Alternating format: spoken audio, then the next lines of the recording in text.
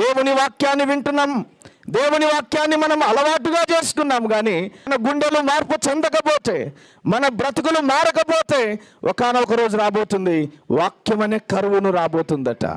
ఆమోసు గ్రంథం 8వ అధ్యాయం 12వ వచనం ఒకసారి చదివితే, జనులు యెహోవా మాట వెదకుటకై ఈ సముద్రము నుండి ఆ సముద్రము వరకు, ఉత్తర దిక్కు నుండి తూర్పు దిక్కు వరకు సంచరింతురు, కానీ అది వారికి దొరకదు, వాక్యము దొరకదు. దేవుని వాక్యం కొరకు వెతికే రోజు రాబోతుంది, దేవుని వాక్యం కొరకు ఆరాటం చెందే రోజు రాబోతుంది, దేవుని వాక్యం కొరకు పని కట్టుకొని ప్రయాసపడే ప్రయాణము చేసే రోజులు రాబోతున్నాయి. దేవుని వాక్యము దొరకగా దాన్ని భుజించి తిని అన్నాడు భక్తులు. దేవుని వాక్యాన్ని ఏం చేస్తున్నావు?